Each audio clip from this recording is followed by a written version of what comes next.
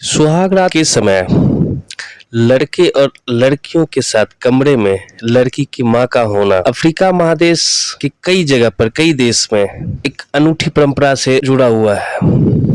इस परंपरा के अनुसार नवविवाहित जोड़े के पहले शारीरिक संबंध के समय लड़की की मां या किसी बुजुर्ग महिला की उपस्थिति होती है। यह एक तरह की सांस्कृतिक व्यवस्था है जिसका उद्देश्य लड़की को भावनात्मक और शारीरिक रूप से सुरक्षित महसूस कराना होता है। लड़की की मां का यह दायित्व होता है कि वह सुनिश्चित करे कि विवाह की यह पहली रात सौहार्दपूर्ण और सुखद हो। अगर कोई कठिनाई हो तो वह मार्गदर्शन कर सके। यह परंपरा अफ्रीका के कुछ क्षेत्रों में देखने को मिलती है जहां इसे सम्मान और परंपरा के रूप में देखा जाता है।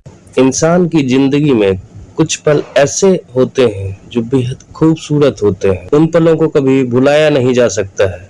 आपकी उम्र कितनी भी हो जाए पर आज भी आप उस दिन को, उस खूबसूरत पल को भूल नहीं पाए होंगे। यह एक ऐसा खूबसूरत पल है, हर इंसान की जिंदगी में आता है और वह आदमी अपने इस पल को हमेशा अपनी जिंदगी में याद रखता है।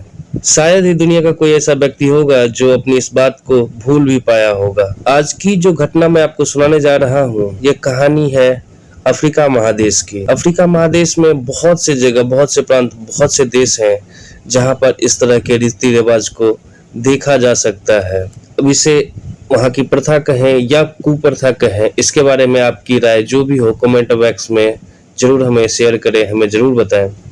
नमस्कार साथियों, स्वागत है आपका आपके अपने YouTube चैनल गुलशन की कहानी पर। मैं हूं आपका दोस्त गुलशन सिंह, हाजिर हूं आपकी सेवा में एक नई कहानी के साथ। आज की सच्ची घटना जो मैं आपको सुनाने जा रहा हूं, अफ्रीका महादेश में होने वाली एक परंपरा जहां उसे बेहद सम्मान की दृष्टि से देखा जाता है। और शायद हमारी संस्कृति, हमारी प्रथा के हिसाब से यह थोड़ा अजीब लगे, थोड़ा अटपटा लगे, क्योंकि हमारे यहाँ इस तरह की कोई घटना नहीं होती। आज की जो कहानी है वह सूडान से है। सूडान में एक जगह है अम्बरदा, उसी जगह की कहानी है। एक लड़का जिसका नाम रिको है, वह सॉफ्टवेयर इंजीनियर है और अमेरिका में नौकरी करता है। रिको को पता चलता है कि उसकी शादी तय हो गई है, घर वालों ने उसकी शादी तय कर दी है।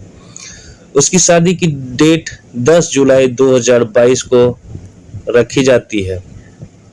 रिको अपनी होने वाली शादी से बहुत खुश था। रिको के घर पे शादी की पूरी तैयारी पूरे जोर शोर से चल रही थी। रिको अपनी नौकरी से छुट्टी लेकर के सीधा अपने घर, अपने परिवार वालों के पास में आता है। रिको के परिवार वाले उसे विशेष रीति रिवाज के बारे में बताते हैं। वहाँ उसके हिसाब से उसकी शादी होती है। बहुत सारे मेहमान आते हैं, हंसी खुशी का माहौल था। शादी बहुत ही अच्छे तरीके से संपन्न होती है। जब सभी मेहमान विदा हो जाते हैं, उसके बाद जब दूल्हा और दुल्हन कमरे में जाते हैं, उसके बाद रिको अपने कमरे में अपनी दुल्हन के साथ में बेड पर लेटा हुआ था। दोनों आपस में बातचीत कर रहे थे।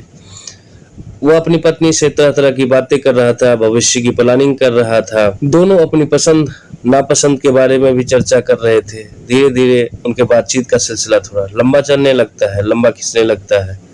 लगभग 1 घंटे के आसपास दोनों बात कर रहे थे कि तभी दोनों ने महसूस किया कि उनके साथ कोई और तीसरा भी इस कमरे में मौजूद है। तो दोनों पति पत्नी थोड़े घबरा जाते हैं, परेशान हो जाते हैं। आखिर उनके कमरे में इतनी रात को कौन हो सकता है। कमरे की लाइट जलाते हैं। लाइट जलाने के बाद देखते हैं कि लड़की की माँ उसके कमरे में है। रिको थोड़ा परेशान हो जाता है, पूछता है कि आप इस कमरे में क्यों आई हैं, आपको यहाँ आने की क्या जरूरत है। तब उस दुल्हन की माँ ने उसे वहां की प्रथा के बारे में समझाया, उस प्रथा के बारे में उसे रूबरू कराया। अब दूल्हा और दुल्हन उनकी बात सुनकर के बिल्कुल पानी पानी हो जाते हैं, हैरान हो जाते हैं। रिको को इस प्रथा के बारे में कोई जानकारी नहीं थी कि दुल्हन की माँ उसके कमरे में, कि इस प्रथा में दुल्हन की माँ का उस कमरे में होना बेहद जरूरी माना जाता है। और अगले दिन उन दोनों के बीच में जो भी होगा वह उसकी माँ बाहर रिश्तेदारों को, पंचायत में रात के हुए घटनाक्रम को साझा करेंगे। यह सोचकर रिको और भी परेशान हो जाता है। उसके बाद लड़की की माँ रिको को कहती है कि वह जिस तरह से बता रही है उसी तरह से उसको करना होगा। रिको लड़की की माँ को कमरे में पाकर के थोड़ा अनकंफर्टेबल फील करता है और अपनी सास के द्वारा दिए गए निर्देश को, उसके बताए गए तौर तरीकों को वह सही ढंग से कर नहीं पाता है, वह परफॉर्मेंस दे नहीं पाता है जैसा उससे उम्मीद किया जा सकता था। अब सुबह लड़की की माँ पंचायत में पहुंचती है सुहागरात में जो चादर यूज किया गया था वह लेकर के जाती है। अब वो चादर बिल्कुल भी मैला नहीं हुआ था, उस पर कोई दाग धब्बा नहीं था।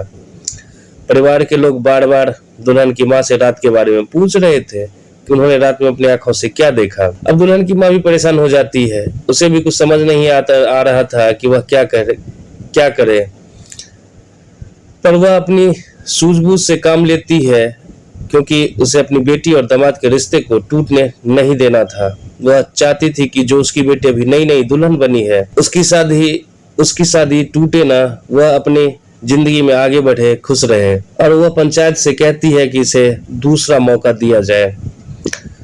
रिको जब सुबह पंचायत में इस तरह की बातचीत देखता है तो वह भी सोच में पड़ जाता है। तभी पंचायत में दूल्हा दुल्हन आते हैं और रिको वहां मौजूद सभी परिवारजनों से दोबारा एक मौका के लिए कहता है और उनसे वादा करता है कि इस बार वह सभी को निराश नहीं करेगा, वह अच्छा परफॉर्मेंस करेगा और उसकी शादी को टूटने नहीं देगा। हालांकि यह शादी टूटती नहीं है, शादी आज भी रिको की हंसी खुशी चल रही है। रिको अगले दिन जो किसी तीसरे की उपस्थिति से परेशान था, थोड़ा शर्म महसूस कर रहा था, उसने आज उस सिचुएशन को अच्छी तरह से अपने दिमाग में बिठा लिया, क्योंकि उसके मन में एक डर था कि अगर वह सही से परफॉर्मेंस नहीं कर पाएगा तो उसकी शादी टूट जाएगी और वह अपनी दुल्हन को खो देगा। वह अपनी दुल्हन को किसी भी हालत में खोना नहीं चाहता था, जिसके कारण वह अपने मन में यह बिल्कुल सोच लेता है कि आज वह अच्छा परफॉर्मेंस करेगा और अपनी जिंदगी को खुशहाल बनाएगा और अपने आप को शर्मिंदा होने से भी बचाएगा। दूसरे दिन उम्मीद के मुताबिक रिको परफॉर्मेंस करता है और अपनी शादी बचाता है, अपनी इज्जत बचाता है। इस परंपरा में एक और भी बात है, जैसे किसी लड़की की मां नहीं है, गुजर गई हो, तो उस कमरे में उसकी सुहागरात की रात उसके साथ रिश्तेदार की कोई बुजुर्ग महिला या गांव की कोई बुजुर्ग महिला दुल्हा और दुल्हन के साथ उसके कमरे में मौजूद होती है और अपनी आंखों से वह सब कुछ देखती है और सुबह पंचायत में अपनी आंखों देखी कहानी बयां करती है। इस प्रथा के बारे में आपकी क्या राय है? कमेंट बॉक्स आपके लिए खुला हुआ है, वहां पर अपनी राय जरूर साझा करें। आप इस परंपरा को किस नजरिए से देखते हैं, इसके लिए आप स्वतंत्र हैं। तो यह थी आज की कहानी। अगर आपको अच्छी लगी तो प्लीज वीडियो को लाइक कर दीजिए, चैनल को भी सब्सक्राइब कर लीजिए। नमस्कार, जय हिंद।